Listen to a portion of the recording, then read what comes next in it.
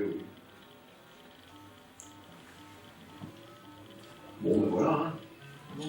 Bon, ben, merci d'être venu à cet après-midi culturel Silicium. Merci à vous de votre accueil. Avec plaisir. Je te laisse te présenter pour nos aimables et modestes abonnés à la chaîne YouTube qu'on a créée pour la circonstance. Alors, Didier Guillon, je suis l'auteur, entre autres, du 5e axe. Voilà. Qui est sorti en 1985, je crois. 86 sur Thomson et 5. Voilà. Merci. 85. Je peux dire beaucoup de conneries parce que c'est quand même la prescription là, il y a 30 ans. Oui. Non, mais c'était l'année où je travaillais à Bascar et je vendais des 5e axes. D'accord. Tu te souviens de ce jour où le 5e axe est apparu? Tu te souviens de ce que tu faisais à ce moment-là? Donc sur ce genre de jeu, on était deux à travailler, deux développeurs, mon frère et moi. Ma partie à moi, c'était tout ce qui est scénario, graphisme et tout ce qui est codage de choses simples. Et mon frère, lui, s'occupe plus de tout ce qui est codage fin, une routine optimisée, décalage, scrolling, musique, codage cassette. Il est tout en assembleur. Là, tout est en assembleur. Même l'assembleur a été écrit en assembleur. On a commencé par écrire un assembleur en basique, puis réécrire l'assembleur en assembleur, et on a utilisé nos propres outils. Ah oui, il y avait rien. Ah ouais. Parce que là, tu as utilisé, c'est ce que tu m'as dit, un cross-compilateur. Non, pas celui-là. Non, c'est pour le porter sur Amstrad. Ça, c'est sur la No5. Ouais, en No5, c'est un 6809, voilà. D'accord, natif. Ouais. Et après, c'était pour la version CPC. Version CPC, ouais. Puisqu'on a fait un assembleur Z80, un 6809 pour. Si je vais trop dans les détails. Non, Au contraire, c'est très bien. Il y a des fans qui aiment ça, les détails. Ouais. Il y en a qui aiment du croustillant, des machins, voilà. Et puis après, il y en a qui aiment les détails techniques, des histoires de bits et tout ça, quoi. Les histoires de bits, c'est une paquet, là. C'est pour ça. Je pense que notre public appréciera. Quoi dire, c'est que moi je suis un grand fan de SF, science-fiction. Dans l'idée du 5e axe, en fait, c'est un peu particulier dans le sens où on voulait sortir. On a sorti un jeu qui s'appelait Vega, qui était sur Commodore 64, et on l'a vendu à Logiciel, qui l'a édité. Ouais. Et le PDG de Logiciel nous a appelé, je lui ai dit ouais, il y a Thomson, là ils ont un MO5 qui sort, ça va faire un carton à Noël. Il nous faut des jeux dessus, est-ce que vous pouvez faire un Vega sur un MO5? On va voir. On a vu ce que la machine, c'est rien. Ouais. On a dit non. Il n'y a pas de sprite, pas de scrolling, il n'y a pas de couleur, il n'y a pas de circuit son, et le site quand même sur avec que dalle. Un bit pour faire la musique. On parle des bits. Et qu'est-ce qu'il y a cette machine? Il n'y a même pas de mode texte où il y avait rien. Ce truc qu'il y avait, c'était qu'il y avait des plans différents pour le noir et blanc et pour la couleur. C'est-à-dire qu'on pouvait agir rapidement sur la partie noir et blanc et rapidement sur la partie couleur de manière indépendante. Ce qui fait qu'on s'est dit on va faire un scrolling horizontal en couleur avec des personnages qui ne bougeront pas en noir et blanc. On s'est dit qu'est-ce qu'on peut faire avec ça? Et puis on s'est dit bon, on fait des plateformes, on passe à des plateformes. Puis moi, comme je suis fan de science-fiction, on a une petite histoire dessus, des morceaux à récupérer pour voyager dans le temps. Et on a proposé ça à Logiciel. Ça aura plu. Ça aura plu. Ouais. Oh bah, c'était évident, enfin, ça, mais à l'époque. Non, mais pour l'époque, grand chose. Ouais, mais c'était révolutionnaire. Si c'est trop long à développer, ça peut être un peu le genre. Alors, un développement, ça prend 3 mois. 3 mois. 3 mois.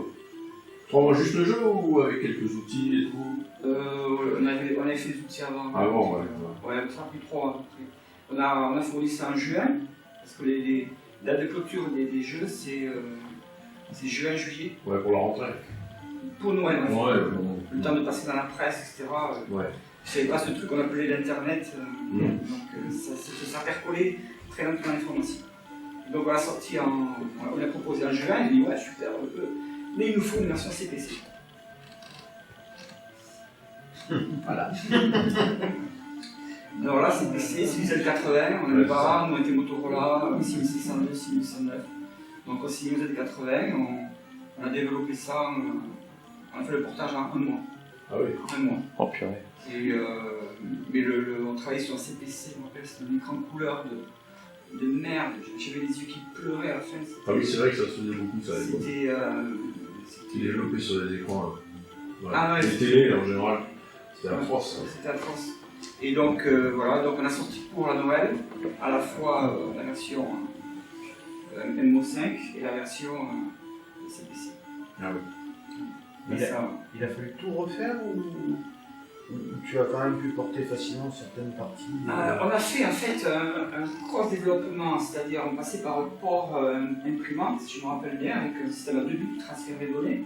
Mais on a fait également un programme de conversion de l'assembleur C809 en Z80, qui était fiable à 60% à peu près. Mais déjà, ça a rendu une base. Voilà, une base. Ouais. Donc on a fait une pseudo-émulation de C809 en Z80. Ouais, et le logiciel, il ne fournissait pas des spécialistes pour vous aider. Là, je crois qu'il faut mettre une chose au point. Souvent, on voit logiciel sort tel truc, logiciel sort tel truc. Ouais. Il faisait que dalle. C'est-à-dire que les développeurs indépendants, que ce soit nous ou ceux qui ont fait l'Aigle d'Or ou d'autres sortes super, ils travaillaient à leur coin, sur la table de la cuisine, en récupérant des docs où on pouvait. En général, quand une photocopie d'un doc officiel, on n'avait aucune aide. Ouais, c'est ça. On faisait notre partage de personnes. on préparait le dos de jaquette, on écrivait le texte, on envoyait tout ça à l'éditeur, et l'éditeur disait oui ou non. Voilà. Et on touchait entre 10 et 12% du prix éditeur. C'est tout. Ce qui correspond. L'éditeur laisse 50% au supérieur. Donc, sur une cassette, vous achetiez, pour ceux qui achetaient des cassettes, Bah, et moi je l'ai acheté. 120 francs, on touchait 6 francs. Ah mais c'est horrible. Voilà. Alors on faisait tout le boulot quoi. Ouais. Et vous aviez aucune aide. Alors, si on a une aide, par exemple, pour développer sur CPC, on leur a dit, nous, on n'a pas les moyens de se payer un CPC, c'était 10 000 francs quand même, ou 9 000 francs. On dit, ok, ça, on vous l'envoie. 4 000. Ouais. Hein? Juste 4 000 francs à l'époque. 4 000 francs? Ouais, un SMIC. Donc, du coup, Même même. je sais que ça piquait. Ça piquait, oui. Mais ils vous l'envoyaient en prêt. C'était pas donné. Là, on l'a gagné. Ah. C'est pas possible. On leur envoie, je dis oui. Non, parce que le MO5, on se le payait, un vrai clavier, on se payait des stations mémoire. C'était pas cher, c'était pas donné. Les ordinateurs à l'époque, le premier qu'on a eu, c'était un VIC-20, on l'a payé de 2500 francs. je crois. c'est ça. Ouais, c'était cher. Je sais pas ce que ça fait en francs constant. Taqué là-dedans, je pense. Ça n'a pas tellement bougé. Un ordinateur de base, le prix est toujours le même. C'est l'ordinateur qui est de plus en plus puissant. Ouais. Et t'avais quel âge à l'époque? T'étais étudiant? Moi je suis lycée 62, donc j'étais à la fac, j'étais en première année de fac. Ouais, j'avais 22 ans, 23 ans. Mon frère il avait 5 ans de moins, il avait 17 ans. Donc lui, il était encore dans le bac. Oui, voilà. Et- Alors au niveau musique, là c'est la musique. Donc c'est le bac, reconnu, c'est ce qui pas l'autre. Mais qui a été transcrite par un pote qui s'appelle Marc Tarbian. Parce qu'à l'époque, nous avions un club d'informatique. Et le jour où on avait sorti ça, il n'y avait pas de musique. Il dit ah, j'ai transcrit la toccata de Bach. Ah, et Bach, oh. Il n'allait pas se plaindre dans le bac. Non. Ouais, ça c'est pratique. Ouais, voilà. Alors, 2500 francs à l'époque, ça fait 937 € aujourd'hui. Ah bon? Le SMIC était à 1004 là. Non, 1200 et encore tout mouillé. Alors, ça fait 900 937 €. Ouais, Ah, le euros. vif, là. Ah, euros, ouais, oui. Alors, on explique. Voilà. Moi, ma fille à l'époque, nous on était étudiants, donc on avait vu. Voilà, donc oui, déjà. Pour programmer, c'était tout, enfin les sauvegardes et tout, c'était que cassette aussi? Cassette, ou c'était des disquettes, je me souviens. Non, cassette. Cassette, on avait, La télé. on avait des cassettes, on choisissait des bonnes cassettes. Grom Maxwell, préférant 60 minutes parce que 90 numérique.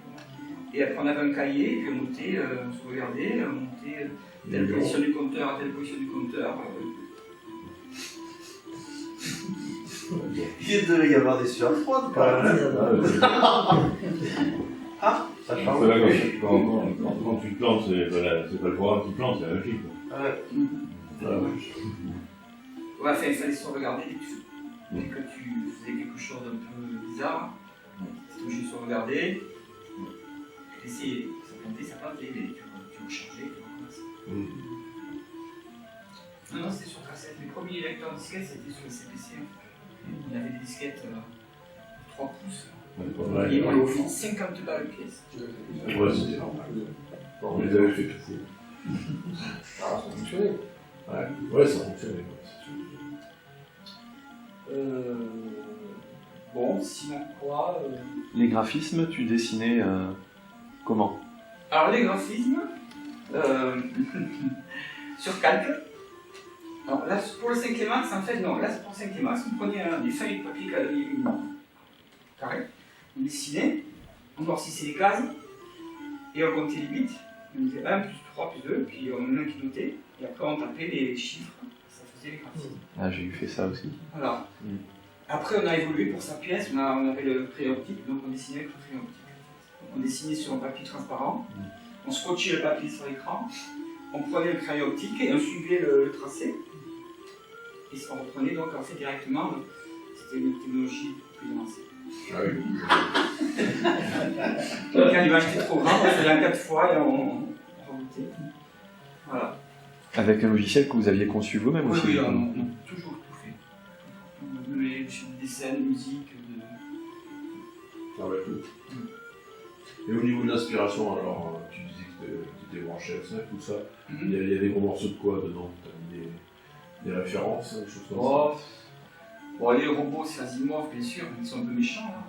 Mais tout ce qui est déplacement temporel, voyagement prudent, par exemple, des choses comme ça. De la BD peut-être, non?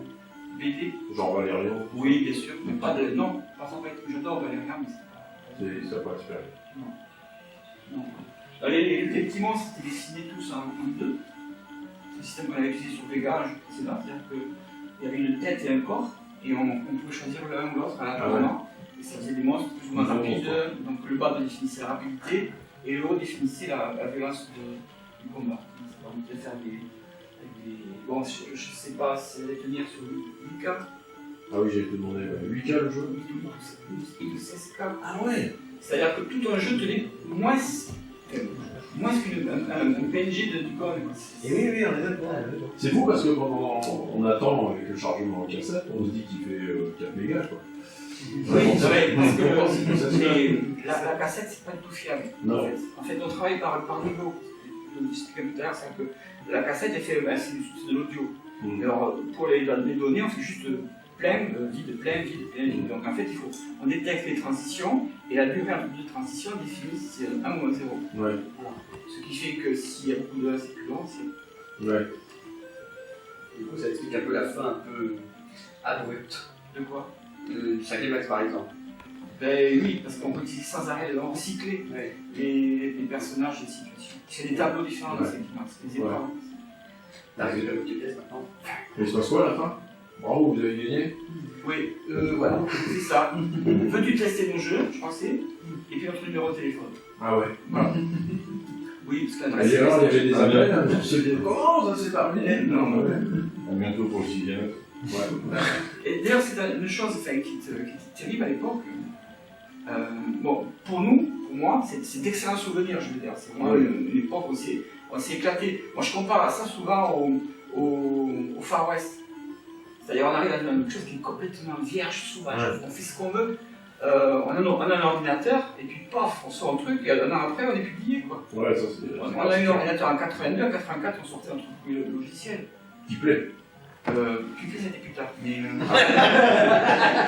Non, disons Au que début, ça plaisait pas, non? ça a été pris par un éditeur, mais on n'avait aucun retour. C'est-à-dire que maintenant, avec Internet, c'est génial, parce qu'on sort un truc, on dit ah, c'est super ce que tu fais. On n'avait que dalle. Les seuls retours qu'on avait, on a acheté le titre, et on essayait de être logiciel, Les tests. Voilà, le logiciel surtout. Et elle attendait le retour des logiciels, la critique des logiciels sur notre logiciel. Alors pour Vega, on s'était fait descendre. Et pour la 5e Max, on a vu une super bonne critique. Comme quoi ils étaient futés. Ils étaient. Ah oui, ils rigolaient pas, mais enfin si. Ouais. Ils étaient très indépendants les éditeurs. Ouais. C'était une bonne presse. Ouais. Le logiciel. Ça durait, mais c'est bien. Avec des scènes de Caralie, je me rappelle. Ouais, Caralie. Docteur Tutut. Oui, il y a eu Docteur Tutut. Des amis. Voilà. Et alors, combien d'exemplaires? Combien de portages? Il y avait que le CPC? Alors, il y a eu, oui, il y a eu le CPC. Il y a eu une version Commodore 64 qui a été faite par un pote. Qui? Magistral. Philippe Guégan, et chez Philippe Guégan. Oui. J'en ai jamais trop entendu parler. Ah ben disons que c'était assez spécial parce que voilà comment ça se passait. Tous les mois on recevait le chiffre des ventes en logiciel et également le chiffre des retours du mois précédent. Puisque les distributeurs, les revendeurs pouvaient renvoyer les exemplaires invendus. Et Philippe Guégan a réussi à avoir plus de retours que de départ. Oh la vache. Ce qui est un peu bizarre, à moins qu'il y ait plus que les chiffres. Donc on est quasiment certain que les éditeurs nous ont pas papoté grave. Franchement. Franchement. Ah ouais, ils ont même contrôlé. Ils ont quand même réussi à vendre des logiciels en Espagne, d'accord, en disant qu'ils n'avaient jamais rien vendu. Alors que Toulouse, c'est pas loin de l'Espagne. Il y a des potes qui venaient en Espagne, qui disaient les chiffres, ils j'étais seulement en Espagne. Chiffres, vente en Espagne, non, je m'ai vendu en Espagne. Ouais. Ok. Il y a une version américaine, je crois, ou anglaise. On a fait une version anglaise. Ouais. Ça n'a pas très bien marché. Non. Non. Enfin, ça, c'est ce que te dis aussi. Oui, c'est Bon, après, ils devaient avoir du mal à distribuer, hein, en Angleterre ou aux États-Unis. Mais ils avaient des partenariats avec une boîte aux États-Unis, c'est-à-dire qu'ils s'engageaient à distribuer sur le territoire français des logiciels américains, et les Américains s'engageaient à vendre des logiciels français. Je ne me rappelle plus le nom de la boîte, on a discuté avec eux. Mais ça n'avait jamais trop marché. PSS, Air Informatique. Non, je sais Non. plus. PSS, c'était avec Informatique. Je me rappelle, je sais plus. Voilà. Sinon, au niveau vente, on a dû en vendre, je sais pas, je dirais 40 000. 40 000, c'est pas vrai, quoi. Oui, c'est bien. Ouais. De toute façon, quand on lisait les revues, Surtout pour l'époque, ouais. quel que soit le chiffre qu'on donnait, dans la revue, c'était multiplié par 10. Je sais pas, ils voulaient faire croire qu'il y avait une espèce de marché de la micro-informatique. Donc quand vous lisez, vous prenez une revue comme type qui dit ah vous avez vendu 100 000, bon vous divisez par 10, c'est une bonne esthétique. Ouais, c'est vrai que quand tu voyais ceux qui avaient des machines à l'époque, autour de nous, c'était pas des millions de gens. Hein. Non. Oui, puis il y avait de la copie quand même. Ouais, en plus avec de la copie. Il y a ceux qui achetaient les jeux encore. Ouais, voilà. Parce que les gamins. La copie, c'est pas vraiment un problème. C'est pas un problème, parce qu'en fait, ça permettait surtout de diffuser le jeu de manière différente. Parce que les gens qui le voyaient, certains achetaient. Ouais. Par exemple. Par exemple, la personne à Toulouse qui a fait ça. T'en as vendu un à Toulouse, c'est pas. Les jeux, ils n'avaient pas de thunes, ils n'auraient pas acheté de toute façon. Ouais, Et c'est les ça. plus âgés qui ont des thunes, ils achètent, ils ont envie. Oui, voilà, c'est c'est ça. ça. Ouais, c'est ça. Donc, C'est toujours ça qui aurait été le problème, c'est que c'était facile à copier. Quoi. Et puis bon. Après, l'époque, moi je dis j'en garde un très très bon souvenir parce qu'il y avait une espèce de foisonnement d'idées qu'on ne retrouve plus aujourd'hui. Ça fait vieux con qui s'est mis en avant, mais c'est vrai. Par exemple, vous aviez des ordinateurs qui sortaient, mais vous avez entendu parler de Lector. On a un fan ici, mais on terrasse. Voilà. Le Lector a été rebaptisé, il s'appelait le Victor. Ils est sorti un Victor, ils ont un problème avec le Vivex en même temps, ils l'ont rebaptisé Hector. Et c'est des trucs qui fabriqués à la main. Quoi. Je veux dire, c'était des petites séries. Chacun a eu l'Archimède, les premiers processeurs RISC, il y a eu un foisonnement de technologies différentes avec les Commodore 64, les Auric Atmos. Là, c'est pareil, ils ont exagéré les chiffres. Mais il y a des. L'Auric Atmos, c'est une excellente machine. Ouais, c'est bien, c'était pas hyper cher. C'était très fort. Bien pensé. Ils avaient coupé l'arbre sous le pied à Sinclair, quand même. Ça, c'est effectivement. Saint-Clair faisait des bonnes machines. Aussi, ouais, après tout, c'est bien. Et ça, on l'a plus aujourd'hui, c'est devenu des standards, quoi. Ah, et maintenant, c'est autre chose, quoi. Ouais, C'est voilà. ça, ouais. Mais c'est ça qui nous intéresse, nous, c'est une préhistoire différente, en fait. Parce que quand on compare ce qui se produit maintenant des jeux, tu disais, nous, à l'époque, on n'avait aucun retour de ce qui se vendait. C'est vrai qu'il n'y avait pas beaucoup de communication. Mais aujourd'hui, c'est l'inverse. Il y a trop de communication. Du coup, il y a des petits éditeurs qui sortent des produits intéressants. On ne peut pas les voir tellement il y en a, tellement ils sont noyés dans la masse. Par exemple, dans les kiosques des consoles de jeux, il y a des petits jeux sympas, mais ils sont impossibles, ils ne restent pas longtemps. Ça va, ça vient. Et donc, ils ont d'autres problèmes, les éditeurs d'aujourd'hui. Mais on en revient toujours à la même chose, c'est que ça paye pas. On peut faire À part pour les riches, quoi. Oui, il y a toujours une exception. Il y Ouais, a ouais. pas de lui, les millionnaires, ok, d'accord, mais bon, Ouais, voilà. il y en a combien? Ouais, c'est ça. Et après, c'est la galère. C'est de l'amour. Et le problème du jeu, c'est que c'est devenu rapidement quelque chose d'inconsommable qu'on utilise, qu'on jette. C'est ça. Alors que c'est une œuvre, en fait. Oui, c'est une cohérence. C'est une œuvre d'art. C'est une création. Ouais, c'est ça. Oui, mais c'est une C'est une création. création, C'est une c'est création. C'est une création. De toute façon, c'est ça, sous les lois de leur auteur. C'est ça, ouais. Bon, ben, le 5e axe. Appuie sur un. Bon, ouais, je crois que toute l'assemblée et tous nos donc 100 000 abonnés à la chaîne. Tu appuies sur le bouton 1. Oui. À la fin de la semaine, on aura 100 millions. Le 5e axe, en fait, ça veut dire quoi? C'est quoi? Le temps, non? C'est pas ça? 5e axe, c'est le temps. C'est la probabilité. La probabilité. 4e axe, c'est le temps. Et la probabilité, c'est-à-dire que pour le même temps, tu peux avoir des choses différentes qui surviennent. C'est le principe du jeu. Donc c'est pour ça qu'on a le passé, on a eu les pyramides égyptiennes, des flèches. Il y a des, je sais pas comment on appelle ça, des tableaux pour chaque. Appuie sur un pour qu'on voit un peu. Et là, Voilà. Voilà le fameux scrolling. Donc ça, c'est des plans de couleur et des plans en noir et blanc qui sont séparés. Il faut récupérer les clés vont ouvrir les portes. Sinon, il y a des objets qui sont appelés des anachronomes. Ce sont des anachronomes qui sont récupérés pour construire une machine temporelle. C'est méga fluide, et puis l'animation, tu avais tous les signalés, hein, c'est pas du rotoscoping, hein. C'est pas de la pâte des photos. C'est tout à la main. On peut on rappeler. va les en photo, quoi. Espace. Oh, ça, c'est une fille. Et alors, pourquoi est-ce que le bonhomme a des jambes en pantalon noir? Pourquoi pour les couleurs dessous?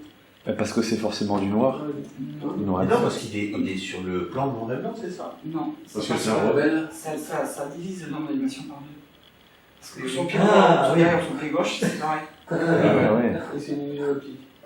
Voilà. On voit pas si c'est le pied gauche ou le pied droit en fait. C'est vrai. Alors qu'on a parfaitement l'impression que c'est dans une jambe contre l'autre. Donc on réduisait les quantités données par deux. Prince of Persia, c'était des jeux d'exemple. C'était la rotoscopie. C'est beaucoup plus. 90, non, c'était rotoscopie, c'était. L'original Ouais. Sur un peu de 89-90. Oh non, c'est bon. C'est Karateka qui était la Ah, c'est Karateka, ouais. Qui est secoué la demoiselle dans la course?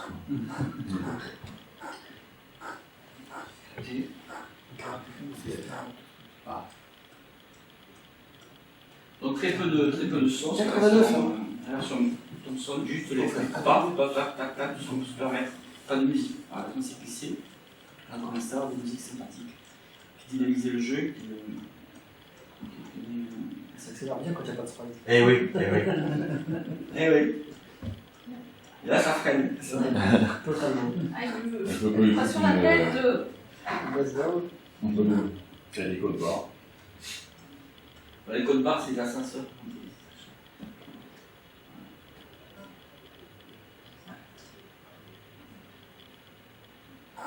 Voilà.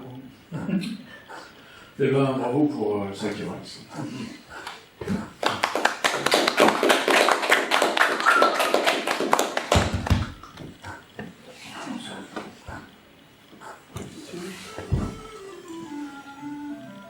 Vous n'avez jamais pensé à revendre ou à vendre votre assembleur? Non. J'ai arrêté, du coup. Non, parce qu'il y en avait déjà qui existaient, mais le problème c'est qu'ils prenaient trop de place. C'était des assembleurs qui prenaient trop de place. nous on avait des outils très et puis bon, on maîtrisait, on aime bien maîtriser nos outils. Oui. Au moins si ça plante, c'est on n'est pas dépendant des bugs des autres. Les graphismes des jaquettes, c'était toi aussi? Non. Ce que faisait le logiciel, c'était ça. Ce genre de truc. Coller des dinosaures sur Si tu veux Voilà. mettre ça Ah, place le avec texte, la c'est cartouche, bon. Les photos, c'est bon. Ça. Eux, ils faisaient ça. Voilà. Et ils faisaient la partie des marques. Et les routines de protection, c'était eux qui vous les donnaient? Non, c'est nous qui faisions. Ah oui, c'est protégé ce jeu sur PC? Oui, c'est des protections. On a fait pendant un moment tout le système de protection cassette. On a même fait des systèmes pour une revue qui s'appelait Amstrad Magazine. Mag ou Amstrad Magazine. Ouais, Amstrad. Ils proposaient des disquettes et nous on faisait des disquettes triformat. C'est-à-dire qu'on marchait à la fois sur ST, PC et Macintosh. Ah, micro-balle. Voilà. On avait un système de bootstrap qui permettait de chacun lisait ce qu'il voulait. Et donc il y avait sur les cassettes, quand j'étais 3. Ouais. Pendant un bon moment, on a fait ça, des protections. On a fait la protection pour Mandragore, par exemple, Ah oui. l'infogramme. Parce qu'on travaillait pas mal avec une machine qui était super, c'était le lecteur de disquette de Commodore Super, c'était un 1540, je crois. 1541, ouais. Qui était un petit ordinateur avec de la mémoire, de la ROM. C'est très compliqué. C'est compliqué à dépanner parce que c'est complexe. À l'opposé d'un lecteur à Il y jeu. a des trucs que j'ai jamais compris. Il y avait un bit qui s'appelle le CLD, un truc de décimal, je sais pas quoi. Ils arrivent à le positionner de manière hardware quand l'octet était vu sur la disquette. Je n'ai jamais compris. Il y a une pinouille sur le processeur. Il y a une broche sur les broches du troc qui est représentée directement par le bit D du registre d'état. D'accord. En plus des lignes de données normales. Le mystère C'est un peu spécial comme design, mais ils avaient fait ça. Oui, mais, c'était super. Pour attendre que les données sont prêtes, est-ce que le bit Il suffisait de tester le bit, ouais, d'accord. Tester une condition dessus en boucle, très serré. C'est pour ça qu'il y a une grosse différence avec le floppy de l'Apple II. Parce que celui de l'Apple II, bah, c'est aussi bien fait. Ouais. Et là, en l'occurrence, tu faisais pour dupliquer, vous codiez vos propres routines pour créer des disquettes masterisées sur ce lecteur-là, même pour d'autres plateformes? Oui. Non. Quand on faisait des triformats, on le faisait sur la taille ST, qui est un super disquette, on faisait ce qu'on veut. On faisait des formats Mac, on faisait ce qu'on veut. Mais sur les 1540, on faisait des systèmes de chargement rapide, parce qu'on avait reprogrammé le protocole entre l'ordinateur et le 1540, et on faisait des systèmes de protection, et il y avait une partie du code qui tournait sur les lecteurs disquettes. Ce qui fait que c'était chiant. Les copies étaient difficiles. Ça, c'est ça qui est cool, c'est rapide. Hein. Ah ouais, là on a feinté, hein. Ouais. On n'a pas mis les cassettes. Ça, c'est ça, quelle version TO7, c'est ça? Non, c'est vraiment 5. MO5. Alors, sa pièce, oui, ça c'est particulier. Alors, autant en 5e axe, on était parti sur les capacités de la machine. Là, sa pièce, on a voulu se faire plaisir. C'est un jeu on avait 3 jeux en tête comme ça qu'on voulait faire. On a fait un sur les 3. C'était un jeu où il y aurait une très très grande liberté. Il puisse se déplacer. Alors, au début, il y avait tout, le bruit des insectes, etc. Bon, bien sûr, on a prévu nos prétentions. Et voilà, alors toute la partie 3D, ça c'est mon frère qui l'a collé. C'est-à-dire les trames, les effets de perspective.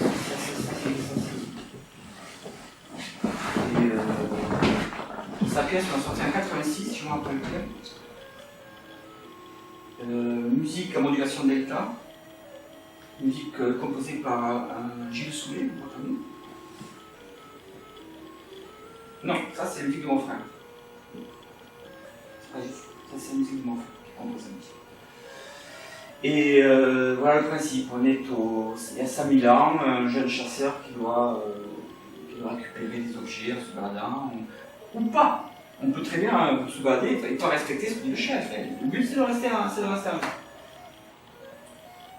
Et ça a été adapté sur CPC 464. Hein. Et ça a été adapté sur pas mal de machines, sur PC aussi. Sur Atari? Atari, oui, Atari. Atari, c'est l'année suivante, oui, alors là c'est bien amusé, parce que nous on a toujours adoré Atari. Et on a commencé vraiment à travailler avec des musiques digitalisées sur Atari. La première musique sympathique, c'était une musique commerciale, ça a super bien marché. Combien vous en avez vendu Combien vous en avez vendu de Sapiens? Sapiens. Je sais pas, 100 000, comme ça. Ah ouais. Non, Sapiens, ça a super bien marché. Et Sapiens, donc, on a fêté 30 ans l'an dernier, je crois. Ouais, 30 ans. Et pour les 30 ans, on a mis les sources dans le domaine public. Voilà, donc il y a les sources qui sont disponibles. Et c'est les premières sources que j'ai écrites en C. Puisque Sapiens a été écrit en C. Enfin, a été écrit en assembleur 6809 sur un OCM, puis en Z80 sur le CPC. Quand on commence à avoir un petit peu marre, quand on demandait les versions pour PC, donc c'était du 80-86, je crois, à l'époque. On a dit stop. Est-ce qu'il n'y a pas un langage qui permette d'être compatible avec les plateformes? On a dit le C, on a mis au C. C'est le premier programme qu'on a écrit en C. Et vous aviez quel compilateur? C'est un petit. Un Microsoft quelque chose. Le meilleur. Mais je sais plus comment ça marchait. Je sais qu'il fallait changer le disquette entre la compilation et le lien. Parce que même pas, c'était. Pas de disque dur. Sur ton PC, Non. pas de disque dur. Non. Non, je l'avais fait sur un Amstrad PC 1512, le Sapiens là. Oui, aussi. Ouais, mais c'est. Non, mais je veux dire, quand tu l'as écrit, tu l'as fait sur un. Ah oui, le cas Oui, on en a parlé l'autre jour avec Olivier là. Oui, c'est possible. Tu l'as fait sur un. Non, je l'ai développé quand j'étais à l'armée. Oui. Je n'avais pas de PS12 à l'armée, c'était les ordinateurs du centre où je travaillais. Donc je me rappelle très bien, il y avait tout le lecteur disquette. Ah, tu l'as fait là? Ouais. Et donc, oui, moi c'était. C'est vrai, on a découvert le langage C, puis on a profité. Une petite démonstration pour moi. Ouais. Comme Italien Silex. Il y a la télé Silex aussi, je me rappelle. Comment ça marche? On va fabriquer, on va essayer de voir. Flèche droite, je crois. Ah, mais on pouvait tailler des silex. Voilà. Bon, on peut tailler un 6 coups. Ça a été validé. Je sais pas si je le vois encore.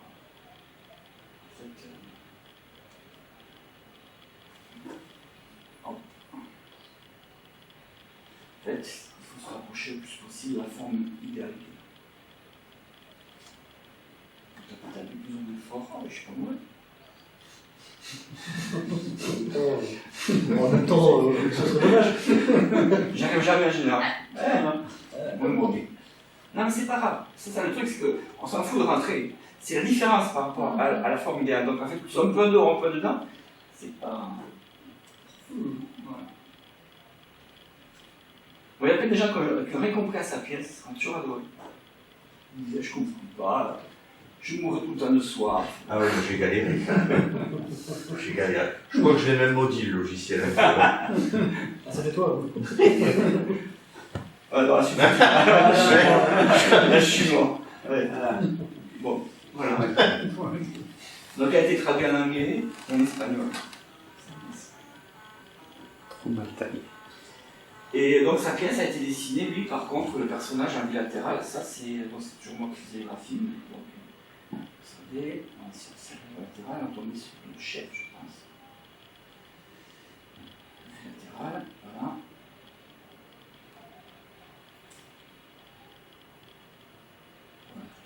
Donc en fait c'est dessiné sur papier calque et recopié donc pour les personnages, l'arrière est généré. Ça les plans sont dessinés en dur et les arbres sont calculés. En fait. Donc en fait ce qu'on a utilisé c'est pour qu'on ait un x, y sur la carte, donner les racines du nombre aléatoire, ce qui fait qu'on était sûr en se positionnant n'importe quel endroit sur la carte, qui est assez grande, de retrouver exactement le même dessin. C'est ce que l'éditeur a appelé ça, plus de 3 millions de lieux, il n'a rien compris.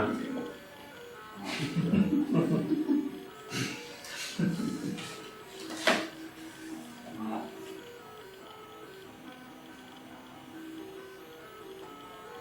Vas-y, insulte-le.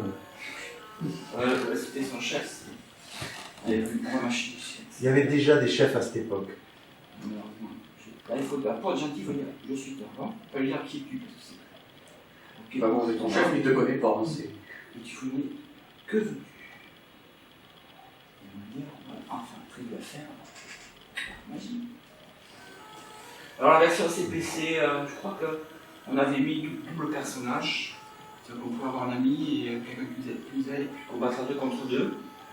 Il y a eu des ajouts, des ours, des choses. Sinon le scénario est resté cohérent entre les différentes versions.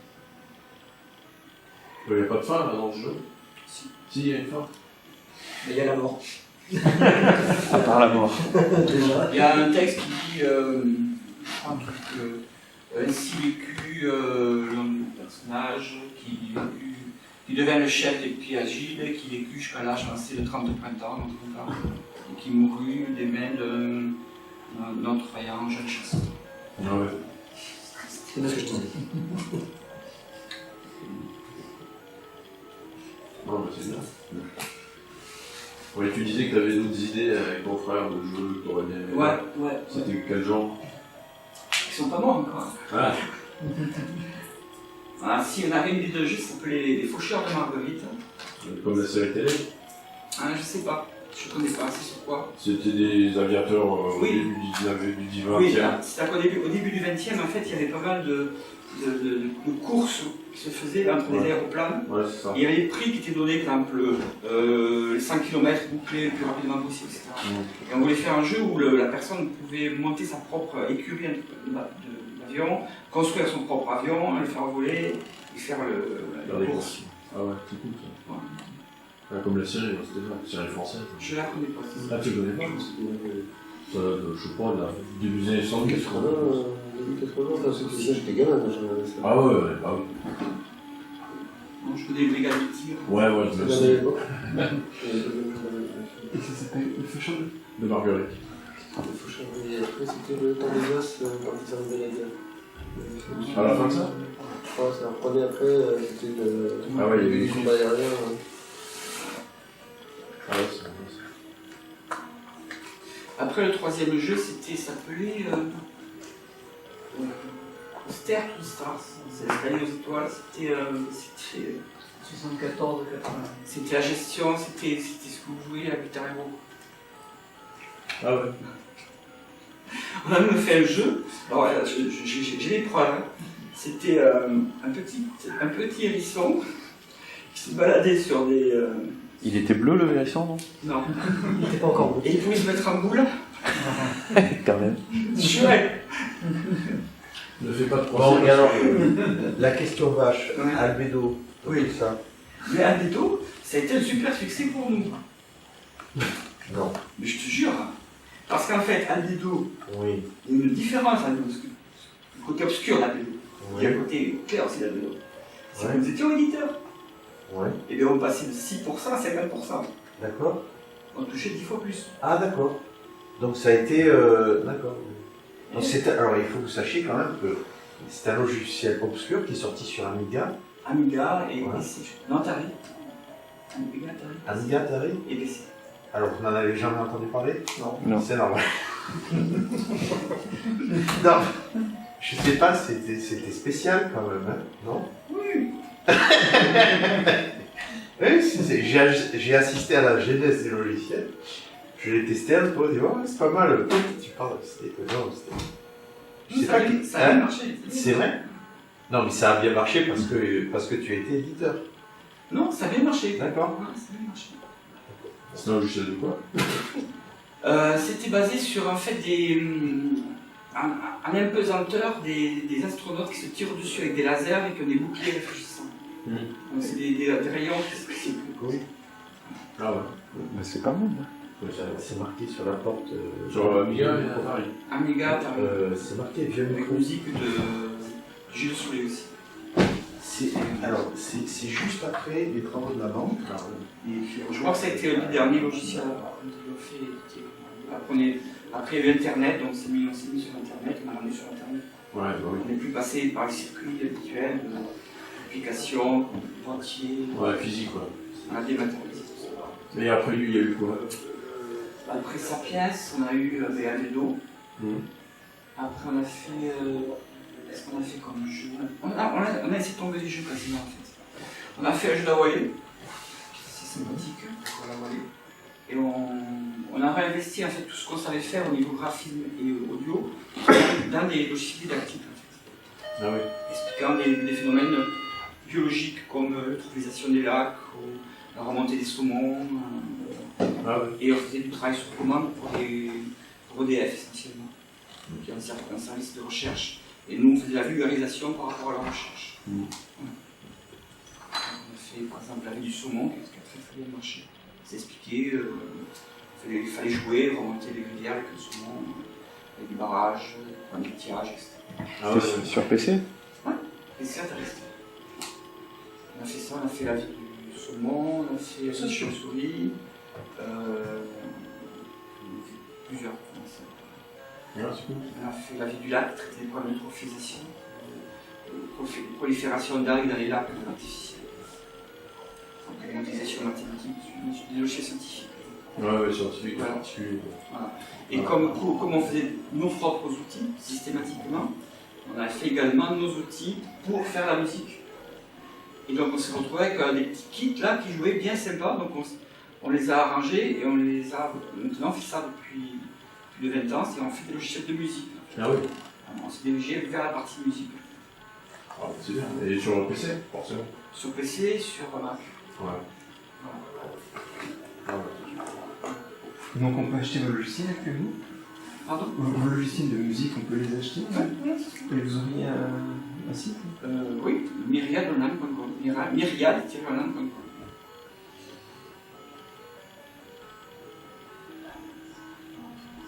Super. Ben merci, Didier. Merci à vous.